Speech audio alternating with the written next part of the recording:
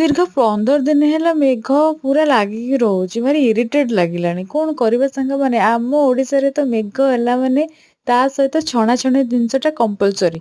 ତ ଆଜି ଆମର ବହୁତ ଇଚ୍ଛା ହେଇଛି ଖାଇବା ପାଇଁ ପକୁଡ଼ି। ଏଠି ମା ମୋର ପକୁଡ଼ି ଛାଣିଦଉଛି। ବାବା ପୁରା ଅର୍ଡ଼ର ଦେଇଥିଲେ ପକୁଡ଼ି କର ମୁଁ ଖାଇବି।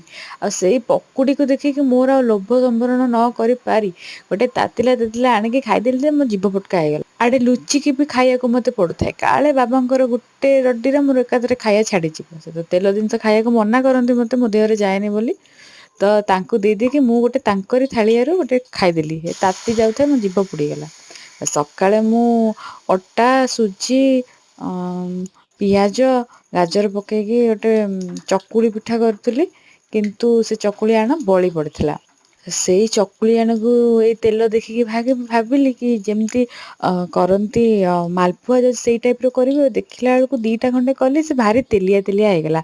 ଆଉ ସେ ବେକାରିଆ ବୁଦ୍ଧି ନ କରିକିରି ମୁଁ ତାକୁ ପୁଣି ଫେରିଆସିଲି ଚକୁଳି ପିଠା କରିବାକୁ। ସେ ଚକୁଳି କରିଦେଲି। ପୁଣି ଚକୁଳି ବି ବିରି ଚକୁଳି ଆଣ ବି ଥିଲା, ସେଇଟା ତାର ପିଠା ହେଲା। ଆଉ ଏଠି ମଟର ତରକାରୀ, ଟିକେ କଖାରୁ, ଆଳୁ, ପିଆଜ ଫୁଟେଇ କରା। ଆଉ ଏଠି ରାତିରେ ଡିନର ଏଇଟା ହେଲା। ତ ବାବାଙ୍କୁ ଏଇଟା ଖାଇବାକୁ ଦେଇଦେଲି, ମାଆଙ୍କୁ ବି ଖାଇବାକୁ ଦେଇଦେଲି। ତାପରେ ମୁଁ ବି ୟାକୁ ଖାଇଦେଲି। ଆଉ କାହାକୁ ଏମିତି ବର୍ଷା ଦିନରେ ପିଠା ଆମ ଘରେ ବହୁତ ଖାଇବାକୁ ଭଲ ପାଆନ୍ତି। କିନ୍ତୁ ମୁଁ ଖାଇଲେ ମୋ ଦେହରେ ଯାଉନି। ସମସ୍ତେ ଖାଉଛନ୍ତି ଆଉ ଏନ୍ଜୟ କରୁଛନ୍ତି। ଏଠି ବାବା ଭଗବାନଙ୍କୁ ଦେଖିକି ଖାଉଛନ୍ତି।